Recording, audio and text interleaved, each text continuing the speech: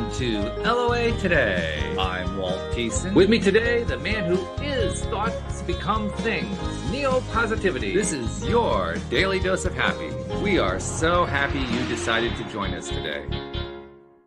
And this is back to back. This is back to back Neo this week because yesterday Neo did the show with me and we talked about sleep and dream and REM cycles. And then it just kind of up spiraled into all the usual good stuff we talk about. But twice in 1 week, Neo, I mean, we're going to become addicted to you here. This is good. I'll take it. Every time I hear the intro and it says the man that is Neo, I'm like, I forget about that every time. But that was actually perfect.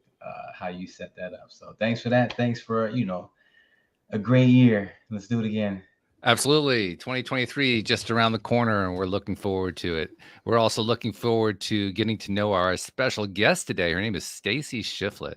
And Stacie is, well, she has a lot of different labels and descriptors, but one word really stands out. She describes herself as a practicalist.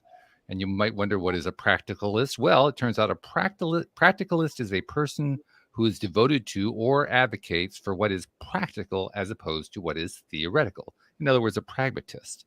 And she's going to share some of that practical, pragmatic, practicalist teaching with us today. So, Stacie, welcome to the program. How are you today? I'm doing great. Thank you. It's so good to be here. Glad to have you. And you got to give us like the little bit of, the 1 minute background of how you got to where you are now doing this.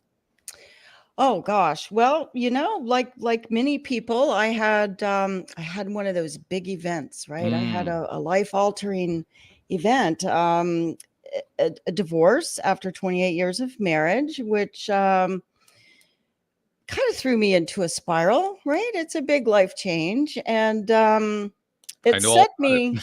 Yeah. I just went through something 3 months ago that I detailed earlier this week for the audience. Exactly the same kind of thing. So I know exactly what you're talking about. I listened to that podcast today, as a matter of fact. Did you really? Okay. I did. I tried to do some some research, but yeah, those big things. I actually had written a note to what came to me when I was listening to your podcast. The big things bring us to our knees, right? They can bring us to our knees. And what I found when I was brought to my knees, and it wasn't the first time in my life, I lost my first child when he was a month old. And I described that experience as going to hell. And I was very fortunate to come out, right? I made it through that. So through my divorce, I would tell myself that, if I could get through the loss of a child, I could get through this. But it set me out on a journey, really to discover a lot about myself, but also to discover about the human condition in general, right? It just whetted that appetite. And I learned a lot. I studied with Tony Robbins for 2 years as a platinum partner. I've studied with a number of people over the years and had very good fortune in that. My business was sort of running itself.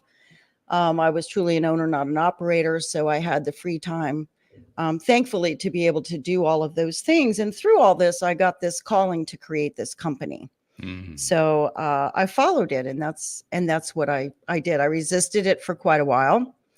And I finally surrendered to the idea. I was guided to write, and I had been ignoring that. And I finally said, okay. You know how it goes sometimes, right? You're like, all right, you're not going to leave me alone. I'll do it.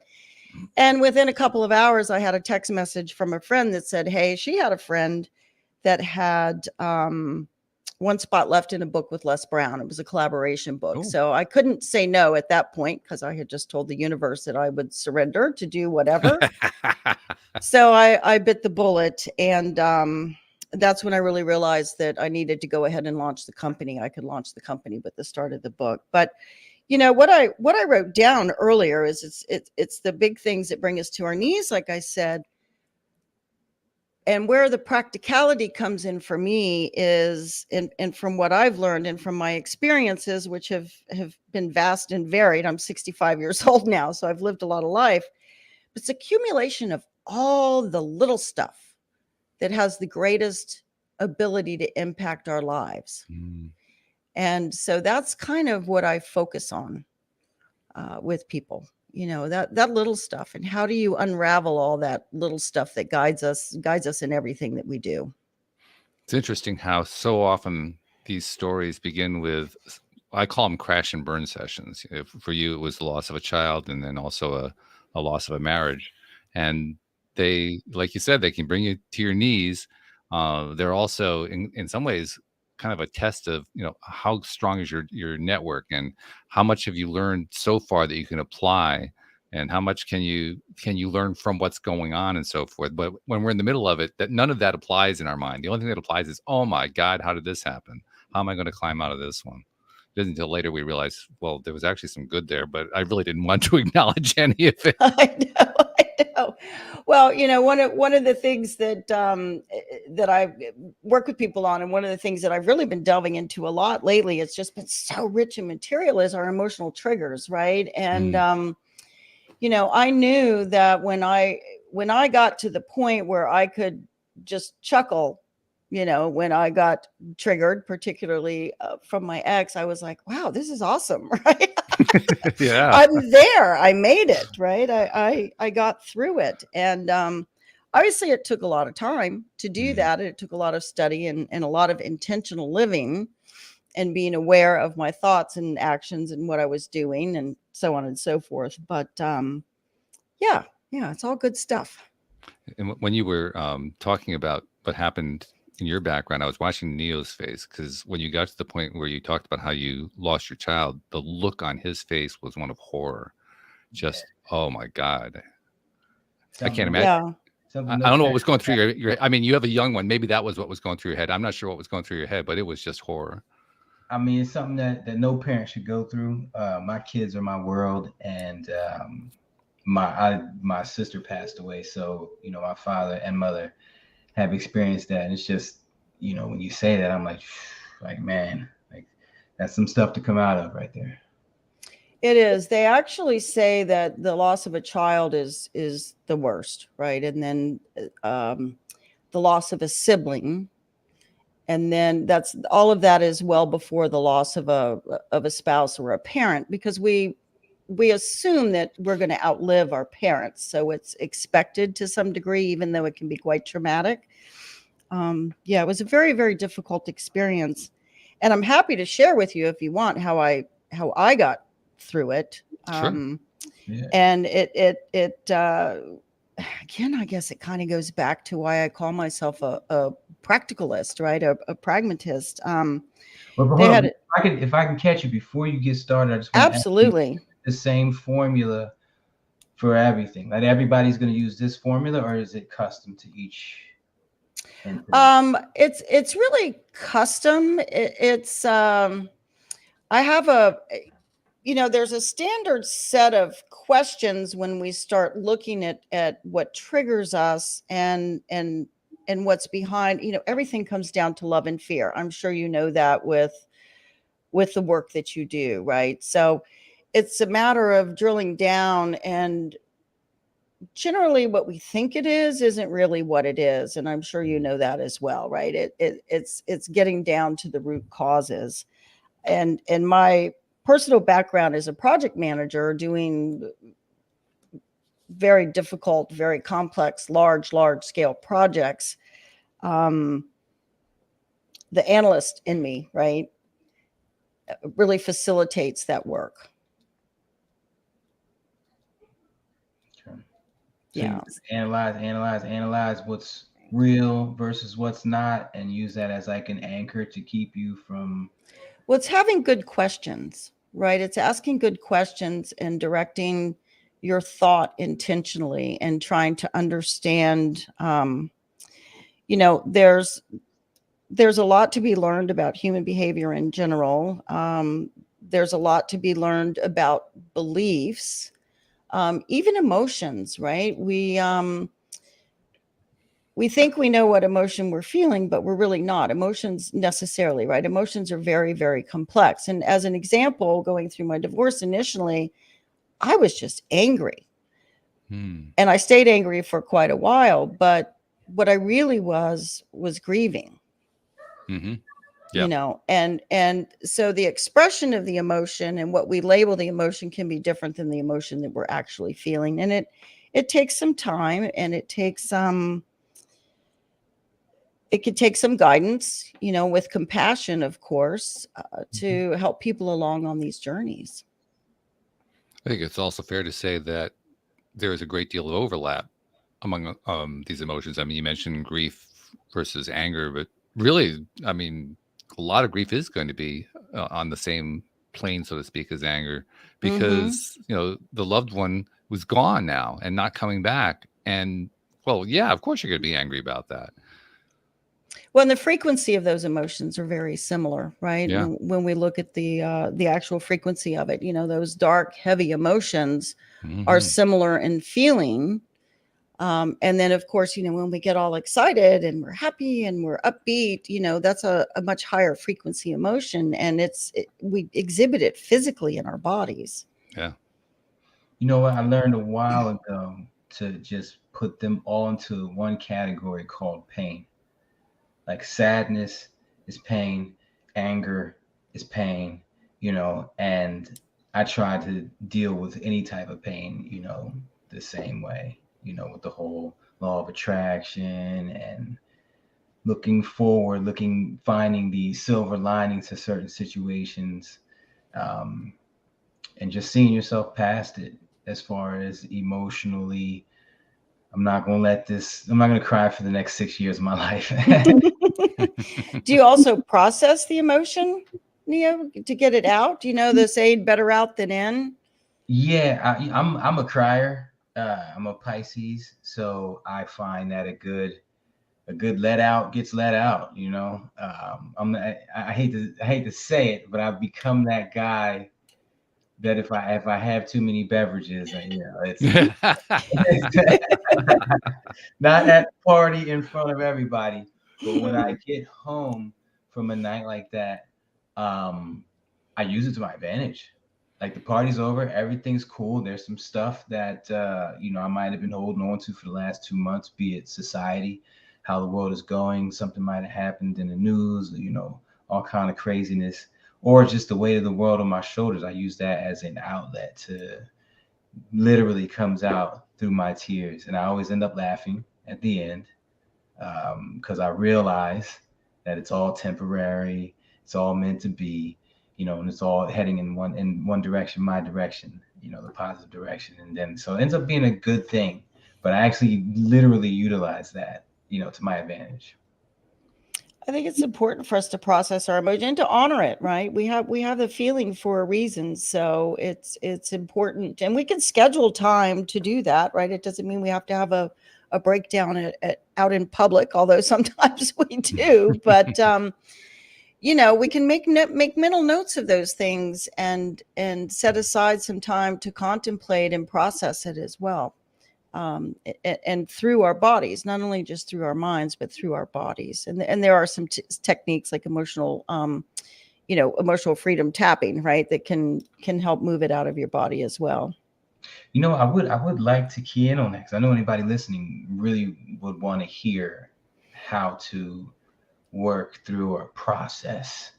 How, if they're going through something, they don't know how to handle it, and it's about to explode out of their chest, and they hear this show and they hear the word process, they're going to want to know exactly what they should do, where they should take their thoughts, when their thoughts go here, what they should do with them, and how to completely, handle this. And then the physical aspect too. I'd love to hear both of those. Well, I think when you're going through something, I think one thing is to look into your network that you have, right? To see who can be trusted with what you're feeling. And by trusted, I mean that they're not going to judge you. They're going to be compassionate, that they just want the best for you. Mm-hmm. And I think that that's a very, very important thing. If you have someone like that in your network, right? Not everybody does. I think that getting help is key, right? I think sometimes that we need someone to talk to about things and talk through things with. I read a lot. I started, and there are a lot of free resources as well, right? There's a lot of books you can read. There's a lot of podcasts. There's videos. There's educational programs that are available for very low fees these days on, Udemy or Mindvalley or, or wherever. And I think that if you don't want to stay where you are, you have to do something differently. You know the saying that who was it that said you can't expect something new if you keep doing the same thing over and over, right? And expect a different result. Was it Einstein or? No, it was me. It was you? There you go. You just can't. So I think when we have the realization that, gosh, there's got to be more. Something's just not right here, and there has to be more. And I actually do have a name for that. And I call that an illuminated skeptic in my modern consciousness theory, right? We have automatons, a phase called automatons, where we're just running on automatic. We're doing all of our things, but quite frankly, we're brought up to do that, right? We're put into institutions and schools and churches and so on and so forth. And thank goodness, because we have to learn everything, right? We know nothing when we come in. So, but we tend to run on automatic. And the next phase that I have found is what I call the illuminated skeptic. And it's not that what you become skeptical of is when you start asking the question, is this really all there is? Is this how I'm going to feel the rest of my life? Is this what my life is all about? And it doesn't have to be some big spiritual revelation. It's sometimes kind of quiet, right? And it will keep telling you, something's not right here, something's not right here, until it gets louder and louder and louder. And then we might have those moments that bring us to our knees, right? I want to, Walt, you recently, you've shared your story with everybody, and outside of techniques that we talked about, anything else you've been using to just get through those moments? Wow.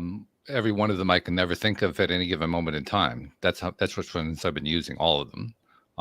But I can tell you one of the most important things I've been doing is appreciating my social network. Because as Stacie was saying, if you have people you can reach out to, and I feel very fortunate. I had you, Debbie G, I had Joel and Cindy and Anne Marie and all these great people to reach out to. I mean, boy, it's nothing like having a whole bunch of friends who are life coaches and therapists to reach out to when you're in the middle of something like that. Holy cow, it's the best. But by appreciating it, I also mean I appreciate the years that I put into developing those relationships. And I say that because for those who are going through something right now, how much support you have or how little support you have. But for those who aren't going through something right now, this is the time to start building out the social network. This is the time to start creating those relationships, because a time is going to come when you're going to need them. And boy, it's great to have them there when that time comes, because it makes it so much easier to work through whatever it is that you're having to work through. So that's probably the biggest takeaway that I've experienced out of it. In terms of techniques that I use, oh God, I mean, I use probably every single process in the back of the Abraham Hicks books. I've used just about every single meditation technique you can think of, affirmations, appreciations. I mean, it was literally just, what can I think of that particular moment of that particular day? Or, go to my list on the wall, all the things that I've written down that I can do. And again, that also points to preparation. I created that list on the wall so that when the day came when I needed it, I could go reference it. I could, because that's what happens, right? When you're in the middle of something, you can't think of anything. Like, what do I do now?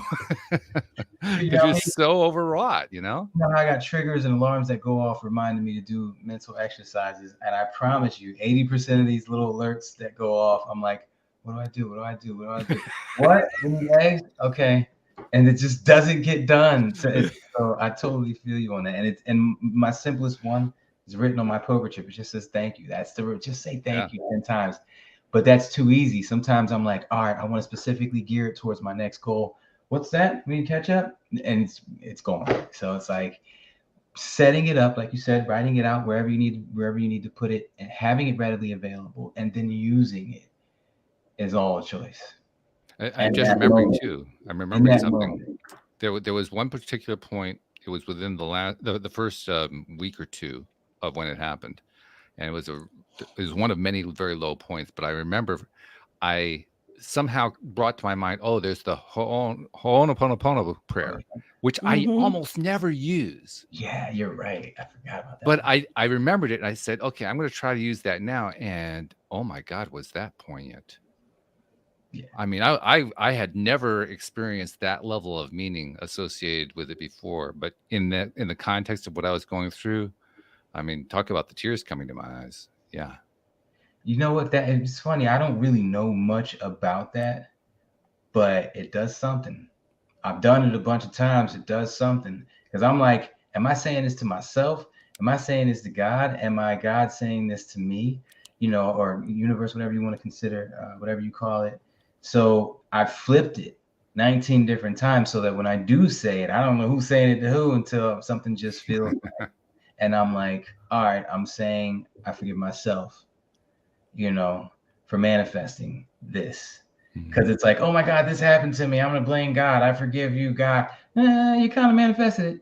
So if anybody you're forgiving, it's going to Yeah. be or manifest. First, spending time in that headspace last week and the week before and the week before, not setting alarms and triggers to wake up and be thankful as opposed to letting yourself stew in the bad emails. So yeah, it's definitely a powerful exercise. Dan Mangena brought that to me. Thanks, Dan. Yeah, Dan's wonderful. Yeah, he's one of our co-hosts here. Stacie, what do you like to go to? What's your go-to when you're needing to reach for something? I like to meditate. Mm-hmm. Yeah. And I like to just find a quiet spot, and usually I just will come up to my room, and I like to do it in a prone position. I like to lay down and Yeah. put a face mask on and just focus on my breath and just breathe. And I will set an intention sometimes. I might have an experience during a meditation, but a lot of times I set an intention, or if I'm asking for help, or if I need guidance or I need clarity. It doesn't usually come to me during the meditation, but later that day, all of a sudden it'll be like, boom, there it is. Right. And it comes in, and I've got goosebumps telling you, it'll come in such a powerful way that you don't miss it. But Neo, kind of back to what you were saying, that we have to practice it, and we have to practice and practice. We have to retrain our subconscious brain, right? We have to sort of get it working for us until we start actually embodying it, that it becomes natural, right? It becomes our default versus what is currently our default. I'll give you a funny example, and we have to praise ourselves for that too. I'll give you kind of a funny example. My mother used to be the worst backseat driver ever. God rest her soul. She was terrible. And I can remember driving, and she'd backseat drive my dad, me, and I would just get so annoyed. And it was a real trigger for me, right? It'd be like, you want to drive? That kind of thing. So I did a trip with my son this year, and we did a lot of driving, and we shared the driving. And he actually was just here in Sarasota visiting me, and he would do some of the driving, or I would do some of the driving. And when I'm driving, he might say something to me, right? Like the light's turning red, or, whatever. And I noticed, because what we notice is what's going on around us, right? You notice what you notice, and you should notice things about yourself too, right? The positive things as well as the negative thing. But I noticed that every time he did it, I was just like, oh, thank you, honey. And he did it frequently, and I just said, thank you. Gosh, thank you. No, I've got it. I don't need you to tell me how to drive, this, that, and the other thing. So that's why I say, when we work on triggers, that something that simple can cause so much angst. I used to get so irritated with my mom, right? She was terrible. I mean, she was terrible. And I don't get irritated anymore, right? It's just it sounds like such a simple thing. But to me, I noticed it, and I kind of patted myself on the back and noticed the change from years ago, and how different that makes the whole drive. You're reminding me of something because my ex's father and stepmother did exactly that. And Oh I God. remember, I Worst remember, the oh in-law. yeah, it was, and not only that, they weren't good drivers either. But Yeah, it's like, I don't know which way you're talking about me. but I remember what my technique was, and I don't even remember how I came up with this. But my technique was, you know, the I don't know if they still have them, but it used to be years ago. They had these little place steering wheels that you could put in front of a 2-year-old. I imagined those place steering wheels in front of them in each of their seat positions, so they could play with their little steering wheel and they could push their little horn button. And that's what I would think of every time that they were doing this. So I wasn't even hearing what they were saying. I was hearing the beep beep beep of that little button on the place steering wheel. And that's great. You know, that's it. We learn our own little tricks, right? But it removes you emotionally from the Yeah. situation, right? Exactly. Other than to get a chuckle, Mm-hmm. you know, and that's great. And that's usually what happened. My ex would look over at me and wonder why I was smiling. She'd even ask me at times, you know, like, you know, are you okay? Oh yeah, I'm fine. No, I gotta ask you this: was there any process involved? Like in my mind, I would dissect that and be thinking, okay, people pride themselves on their driving skills, and in this moment, it feels like someone's attacking my ability to drive, and that is disrespectful to me and something I hold so dear to me, and so that's why it's like irritating that they will. You know, did you take it to that there at all, or you just scrapped No, off? no, with my mom, it was just, oh my God, she's so controlling. Just stop it, right? Just it was more of a controlling, you know, demeanor of hers, right? And meaning well with it, right? But no, it didn't. You know, it wasn't that. It was, but it was something, right? It would trigger my feeling that she needed to control others always, right? So that was what was there. Okay. And Yeah. again, there's always something underneath it, right? And I can tell you now that what that was, and I probably even knew then why it irritated me, but I didn't know how to deal with it or just let it go, right? You hear so many people say, "Oh, it's just the way I am." Well, you know, you can do something about that if it's You not can. making you happy. Oh, And if it's negatively impacting those around you that you love, right? I like peace. I like peace. I think that's the biggest achievement, is just to have peace of heart and peace of mind. And I've thought that, again, to my mother's consternation, since I was little, right? Because she would scold me for something, and I can remember being very, very small and go, well, I have peace of mind, and as long as I have peace of mind, I'm going to heaven and I'm fine, even as a wow. little girl. So Wow. What a thing to come out of your mouth at that age. That's pretty cool. yeah, if only I had really realized what was what all these years. But all these years serve us too, right? All of our experiences serve us in a way, and we wouldn't be who we are without all of them. So I'm grateful for all of them. Yeah, we were just talking about that yesterday, being grateful for the Yeah. negative experiences in our life, Right. because they got us to where we are. Like Yeah. all the negative stuff that's happened to me shapes how I make my decisions now. And my decisions obviously are shaping my world around me, for me and everyone who depends on me. So shout out to all the negative. As much as I don't want you in the future, I appreciate life for what it's been. You know, that's how you got to be. It's a really great point, because the more that we can make peace with that, the less it affects us. You know, we tend to turn these negatives into these monsters, right? We turn them into these great big mountains to be climbed, and we really don't have to at all. That's just us. That's just us choosing to go that route. But we really don't have to. We could actually choose to find a way to appreciate, and all of a sudden becomes this little tiny mouse. Yeah, we can overcome so much. I mean, we can, you know, the human spirit is amazing, and our ability for resilience and to bounce back is actually quite amazing if we allow ourselves to do that. Allowing is a big portion of it. Let's talk about the relationship between triggers and allowing, because I mean, you have a coaching program. What's the name of the coaching program again? It's called, I've got a mini coaching program that I've got put together, and it's called Triggered Much. And Triggered much, right? yeah, it looks into, it's 3 sessions, and we look at 3 triggers, and I'm betting that most of them come down to probably one thing when we when we look at it. But there's an educational component to it, right? Understanding a little bit about our fight and flight and what goes on physiologically, what goes on emotionally.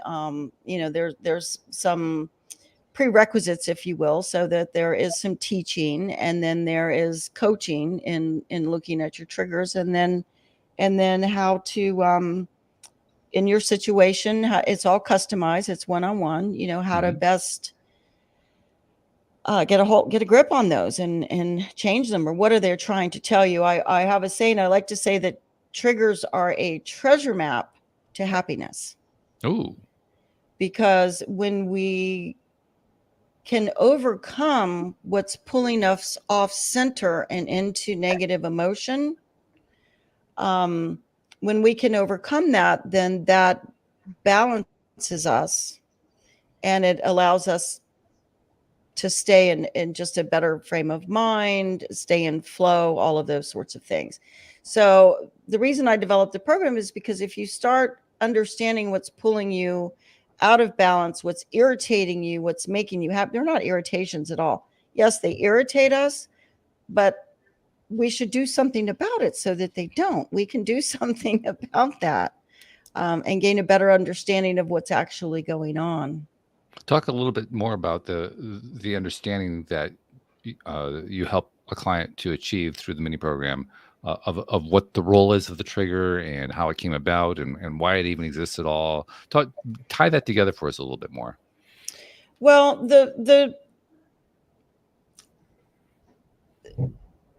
when we get trigger, I'll give you an example. I'll give you an example from a client, and sometimes they're very small things, but they make very big differences, right?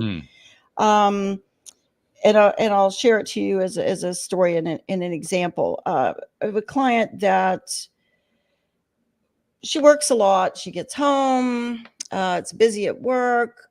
Her husband doesn't work. He's retired. So he's really happy when she comes home. He wants to do stuff. He wants to talk. He wants to, all of this stuff. And she's tired.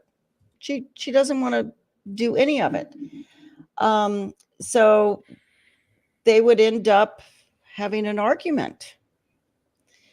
And the realization that we came to is, he wants the relationship. He wants her. He finds happiness with her. He likes the intimacy with her, the conversation, all of this. She deeply cares about him, wants him happy. Everything's good. And we came up with a very simple solution, which was schedule time with him. Schedule that, hey, I've got a really busy week. It's Monday. I've got a really busy day today. I'm not going to be able to do blah, blah, blah tonight. But tomorrow night, I would like you to go grocery shopping, and we're going to make a nice steak dinner at home. We're going to cook it together, and, so on and so forth. Very simple solution. And it made 100% difference. When you describe that, what goes through my mind is that you call it scheduling. I call it prioritizing. That as well. Yes. That's a good word. I like that. Making that person, in this case, making that person a priority. Because once you make somebody or a situation or whatever it is a priority, well, you already know how to handle that. You have priorities all the time. This is not a new experience, right? Well, it goes back to setting expectations too, right? So, that set the expectation up with him that, gosh, when she gets home this evening, she's, maybe I should have dinner ready for her, right? She's got a busy day. She's really not going to be available for me. She's going to be tired. But we have this special time tomorrow. Where attention goes, energy flows. Yes, absolutely. Whether it be a spouse or a garden. your job, your child's education, your fingernails. Doesn't matter where you're giving that attention to, and energy, which is the same thing, is going to grow. So Mm-hmm. I love that so much. When I do like counseling or coaching, whatever you want to call it, people have marital problems. He's like, she doesn't cook for me anymore. Walt, you've heard me say this before. I tell them to picture the last time she did and how good it felt. And if she never has, it doesn't have to be her. Just picture someone cooking for you and them appreciating you enough to cook for you, and you appreciating them for cooking for you. And it was delicious. And it was just all around wholesome meal for your soul and your heart. Picture that. And I guarantee she'll at least make you a sandwich tomorrow. That's right. That's right. Now you got something to hold on to and say, wow, this stuff works. Or, man, she really did it. I wonder what we can do next. Or let me make her a sandwich now.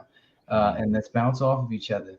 So definitely that is 100% life where, where your attention goes. Well, this is a simple thing, and it's just, it is, as you said, energy, but we get into these habits, right? And our triggers are habits too, right? Yep. We get irritated or offended at the same things, and half the time we really don't know what it is. We ascribe it to something that it isn't. We might direct it outward to someone else.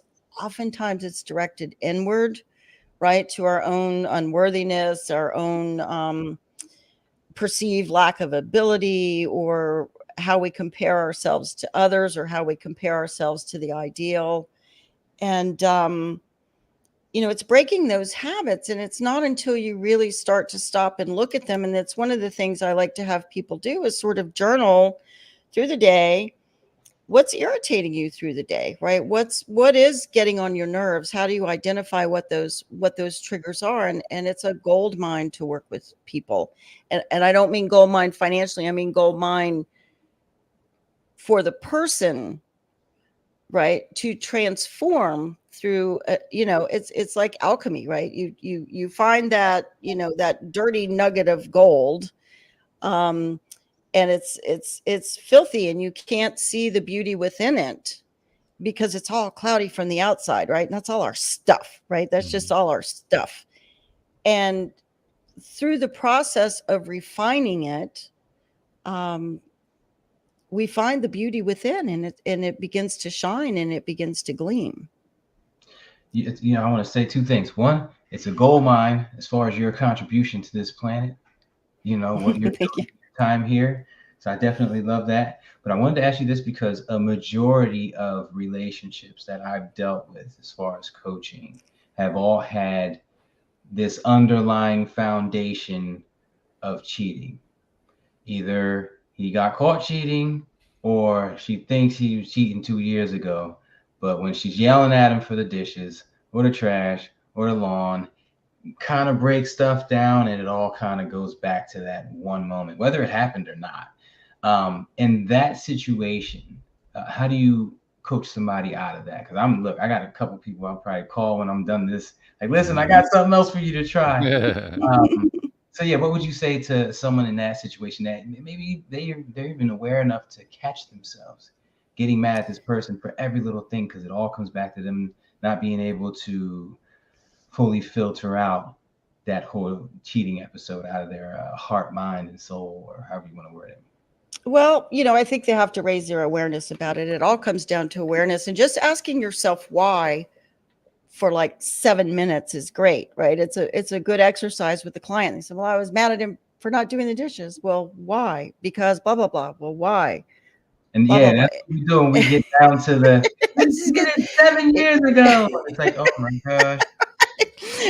And then the thing is, once they exhibit that emotion, right, either like you said, oh my God, 7 years ago, well, or they start it, that's when you're down to the nugget that we want to work with, right? And that they want to work justified with, because they're like, well, it did happen, I have the right to be upset. And then I have no choice but to go to the victim route. Like, all right, well, how long are you going to be a victim to this, letting it live rent free in your mind, like Debbie G says, being butthurt. So yeah, at that point, what can you give me to share with these couples? For one thing, they both have to want to fix it. Yes. They both have to be committed at the same level to actually do something about it. And I think oftentimes that's the biggest problem is one person does and the other person doesn't. So I think that's critical. Yeah, because when I'm thinking about the guys, they're like, man, that was years ago. I've been cool ever since. I only missed washing the dishes once because I was watching the game. So they're like really ready and willing to get past this, obviously. But then the one female or male that was the real victim of it, that actually got cheated on or whatever, I guess is not wanting to, not able to, in their mind, fully let that go. And that is the second part, because they do both have to be ready to do that. And we all know one side is. Yeah. Well, and I think you said it was a she may get over it. She may not be willing to get over it. Mm-hmm. And we have to respect people's decisions, right? Even though we may be able to see a different side of it, she may never get over it.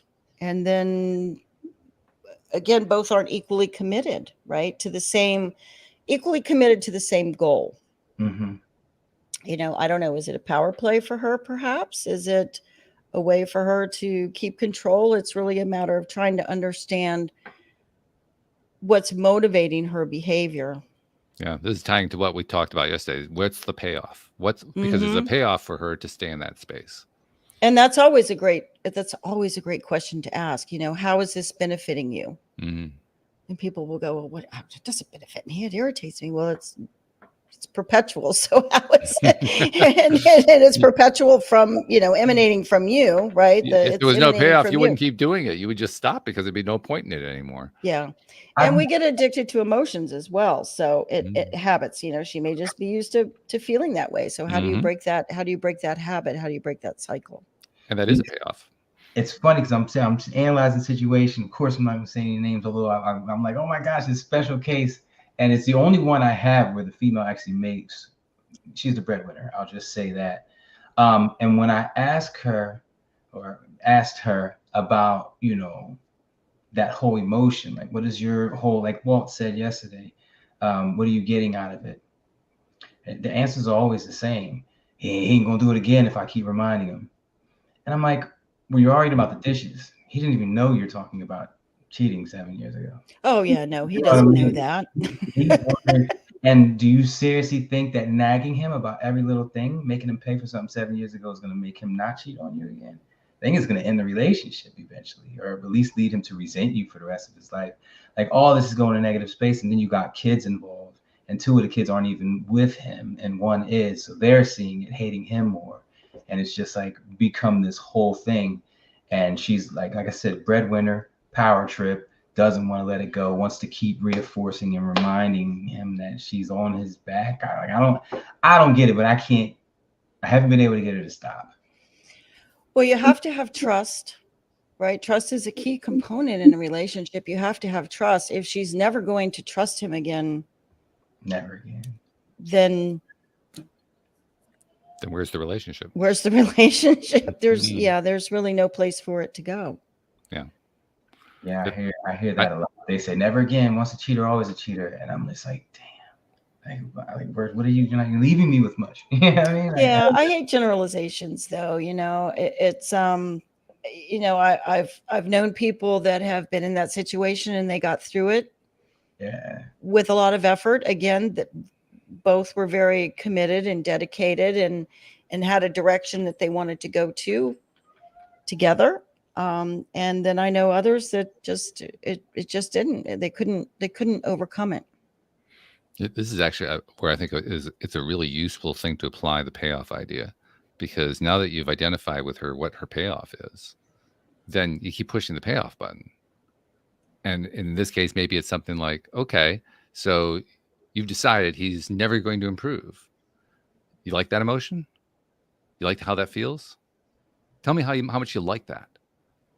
Defend it to me. Defend to me how much that because recognize, Mr. and Mrs., you, as long as you stay on that, that's the rest of your life that you're laying out in front of me right now. So you really like this one? You're going to be with this one for years at the rate you're going. Just want to make sure you really do know where you're going with this.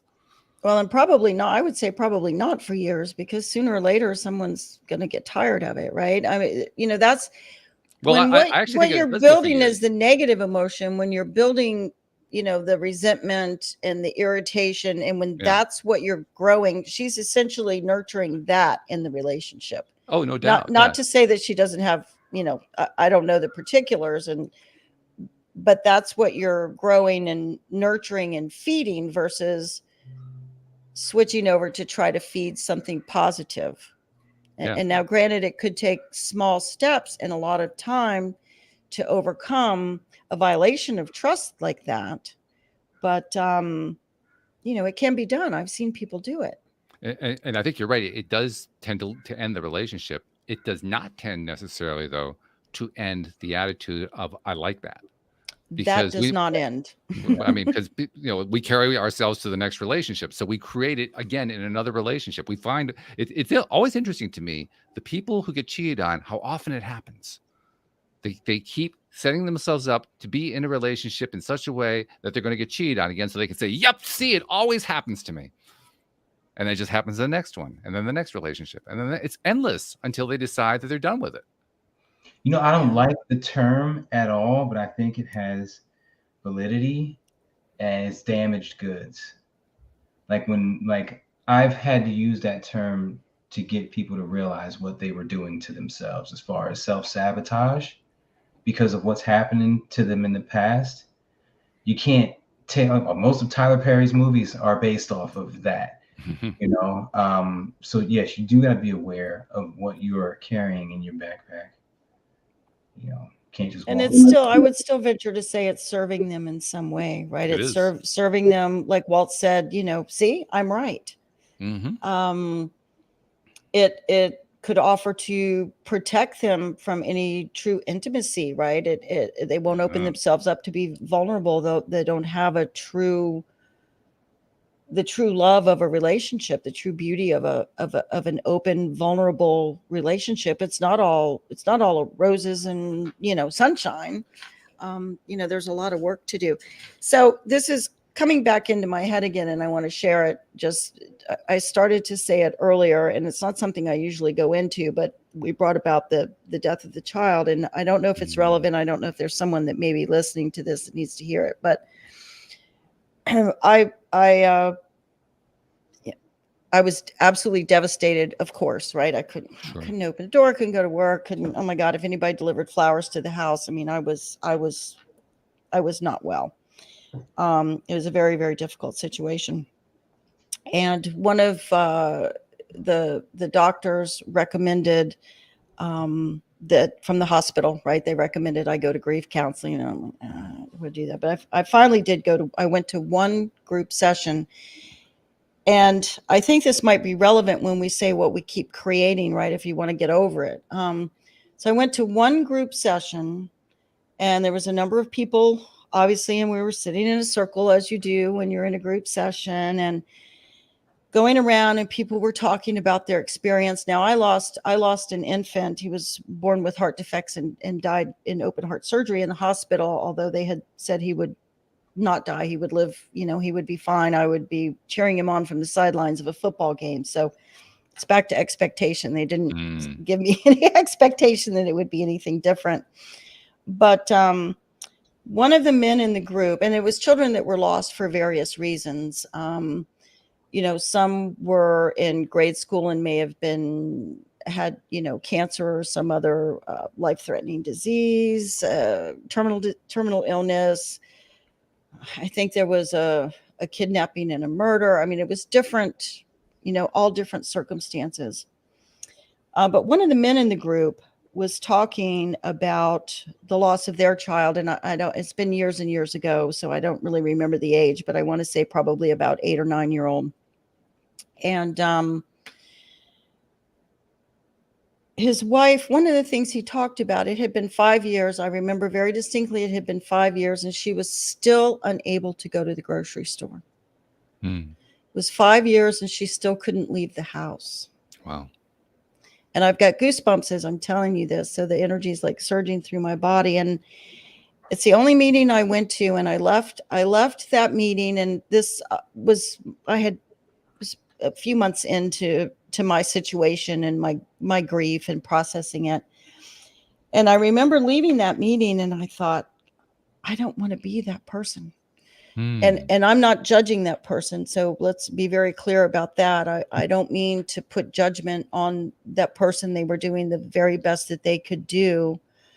You just didn't want to maintain that mindset. I didn't want to do that. I thought, I don't want to sacrifice the rest of the years of my life to be mourning the loss of this child. And the other thing for me that brought me comfort in some odd way, but it did bring me comfort. My child actually never made it home from the hospital. So he was in NICU. He was early. It was a whole ordeal. But and of course, I had the room set up. I had to take all that down and all of that stuff. But I told myself I didn't want to be the one that was 5 years and still unable to leave the house. And sometimes we need to look at what's wrong. We need to find the blessing in what's wrong. Yeah. And the blessing for me was that my child had never come home. So I didn't have a house full of memories. I didn't have years of memories. And now there's a little arguing back and forth in my head, right? I was robbed, but I was robbed of those, but I found the blessing in it for me. Right.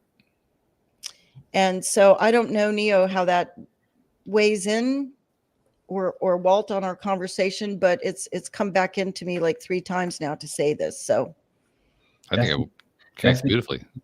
The key thing right there is choice. Yeah. Choosing to proactively find the blessing versus letting whatever happened in your mind happen. And I think that's where a lot of people are struggling or may get it wrong. Just letting it flow sometimes is sometimes you got to look and then you got to find it and do the work. I always equate the law of attraction and all these mental practices with jogging. You get good at it. It becomes second nature. But if you take a month off, you're no longer good at it. It's not like a black belt where you still got it. No, you got to work back up. So this is a lifelong daily practice thing, the whole mindset shifting. So as long as you're willing to put in the work, that's great, but willing ain't good enough. You got to choose to do it. Every hour, however often you do it, it has to be a choice, and you have to make it and stay on your grind, or else you might as well just drop out. No, I agree with you. We have to practice it regularly and be aware of it, and be aware when we slip out as well, right? Because we do that a lot at first. And you go, oh, you just kind of, catch yourself and ask yourself, is that really what I want to be? Am I being the person that I want to be? And guess who's in charge of that? We are. We take ourselves everywhere we go. What's the one constant in our life is us. We take ourselves everywhere we go.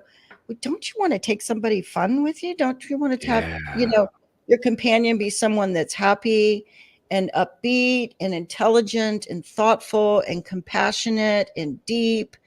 And it affects yourself. It affects all of your relationships. And that's the only thing we can control is ourselves. And it does take a lot of practice. By the way, we got an answer on your question of you didn't know if somebody needed to hear this. Lacey in the live stream said, "I really need this right now. Thank you." So here's your answer. I wanted to sprinkle a little bit of cinnamon on what you were saying. For those who are going through this pursuit of enlightenment, whatever you want to call it, spirituality and all this other stuff, once you get good at it, and you're having several days of non-drama, a strange phenomenon is going to happen. The universe is always testing. The smallest little dumb email is going to happen, and it is going to affect you like you got kicked in the chest by the Hulk, and you're not going to know why. It just keeps beating you in the face. It's not even that big of a deal. It's because, like I said, the whole jogging thing, you're not used to bad news as much anymore. So when it comes, it hurts a lot harder. So just recognize that and for me, it allowed me to laugh at it more. Like, oh, that's why I keep bringing this up in my head, because I'm just not used to it. It's just a small drama. Let it ride. That's a huge thing, because if you don't know that, you're gonna go insane trying to figure out. Everything's been going so great for the past 3 weeks, and this one stupid email I can't get out of my mind. It's just the process. It's not you. It's not the universe telling you that the email's way more important than you think it is intuitively. It's just you're not used to it. And that's why the Spartans they have a whipping post, or a whipping pole, actually. Every week they would get whipped just to be used to it. I don't suggest you get whipped, but they have this thing where they call it taking cold showers once a week or so. Some people do it more than that. You just take a cold shower just to be used to uncomfortable. Just to be used to uncomfortable. That way, if something does happen, you're like, all right, it's not completely foreign to me. And you don't take it like a little punk and want to curl up in the ball in the corner. So yeah, I just wanted to key in on that, because that was a huge discovery for me, and it changed a lot in my mindset as far as maintaining positivity and then something bad happening. Well, and I've got I do a little blog too on my website, but I've got one here that is called Getting Acquainted with Your Triggers, right? And it does have a nice little worksheet, right? So even about your email, what's happening in this situation? What are the strongest emotions you're feeling? What are the prominent thoughts that you're having? Who do you criticize? Who do you feel is criticizing you? So it's kind of a stream of questions that you can ask yourself. And you can all, to dive into it a little bit deeper and figure out what is it really, right? And then another thing that I like to do, which is an NLP technique, is perspective shifting. Okay, I feel this way, so I would put myself in the position of the person that wrote the email and say, all right, let me look at this from their perspective. Then I would look and say, okay, there's a third party observer that has no horse in this race. They're just watching this interaction between the two of us. And I would look at it from their perception and perspective, right? What would, if somebody were watching this situation with an objective mindset, what would they be seeing? Mm-hmm. And that's just a little trick called perspective shifting. It's a neurolinguistic programming technique. And it works really, really well. Okay. Do you have the link for the blog? You can shoot us. We'll make sure. Yeah, it's on my. I can do that. I don't know how to do that, but send it in a private chat, and I'll make sure it gets out. Because that sounds like something that would be great to make, like a TikTok or something about, like, hey, ask yourself these 5 questions if you're ever getting a bad headspace. Yeah. All right. Comments, private chat. There we go. Look at that. Yeah. That's the one that's on triggers, and it's quite a lengthy set of questions. That's good. You also have a PDF file called 2 Keys to Happiness. What's that about? Well, it sounds like it's about the keys to happiness, but well, it's 2 keys to happiness and free your mind. And basically, when I started this journey, I mean, I can remember someone had been referred to me, and I walked into her office, and she was she was a coach, and she did some energetic healing and a number of things. And when I walked in, she said, well, why are you here? And I'm like, because I'm tired of being angry. I'm angry. I'm just tired of it. Right. I can't even live with myself anymore. Right. I'm just angry inside. But one of the first books that she recommended I read was The 4 Agreements. And 2 of those I put into practice. And it's such an interesting way to gain insight into yourself. So again, in that PDF that I have, there's some teaching about some basic things that we maybe don't know. I didn't necessarily know, and certainly not at the depth that I know them now. But if you look at what you get offended by and how that makes you feel, and also the assumptions you're making, if and those are 2 of the 4 agreements. And if you can get a handle on those 2 things, you'll be amazed at the change it makes in your life. Just assumptions alone, we always assume it's about us. It's never about us. How did we ever come to that conclusion? Gee, I don't know. It's never about us, right? But we just don't stop and take the time to think about it, right? So we make assumptions, or the lady at the grocery store is grouchy with us, and we get offended and we think, oh, why is she in customer service? What business has she got being in this job? You don't know. She may have just had a death in the family, right? She may have to work overtime now, and she can't go to her kid's soccer game, and you have no idea. It has nothing to do with you, and don't even try to guess what it's about, because you're going to be wrong. And it doesn't matter, right? We don't need to use our brain power to try to figure that out. It's bless them, have a good day, smile, go on your way. Send a little positive energy that way, and that's who knows what they'll do. Thoughts become things. It's written right on the shirt, like we said earlier, where attention goes, energy flows. And if your attention is, this customer service rep treat me like crap today, I don't deserve it, guess what? You have just manifested a future where this customer service rep treat me like crap and I don't deserve this. So be careful where you guys go. Be careful where your mind takes you. The book Untethered Soul is amazing at handling those extra voices and suggestions and scenarios that get thrown at you. But it all starts with you, like I said, making the choice to do this research and better yourself.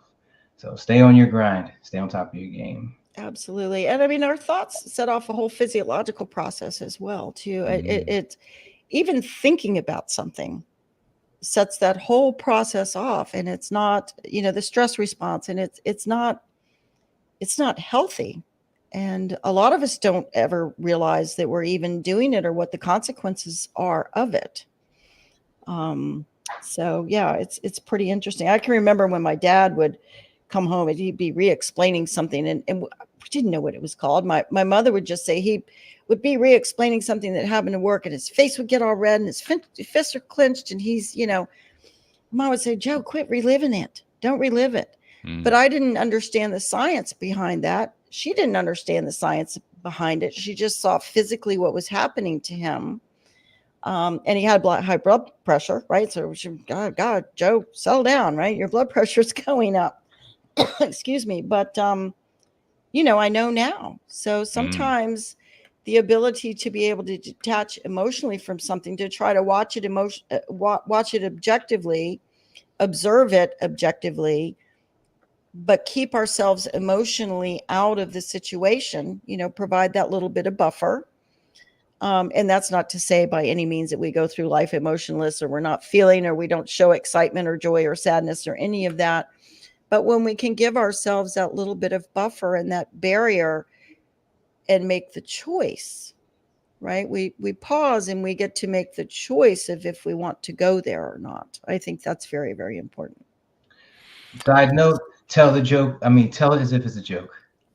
They say she'd be a cop, and we tell stories, endless stories. And I think I just realized that every single cop story I've heard was somehow funny. They made it funny. And maybe it was their body was doing it, so they didn't take that time, everything home with them. I mean, I'm pretty sure that's what it is now that I think about it. So yeah, if you're gonna tell a joke about work that pissed you off, I mean, a story about work that pissed you off, make it a joking format. Give it a shot. Yeah.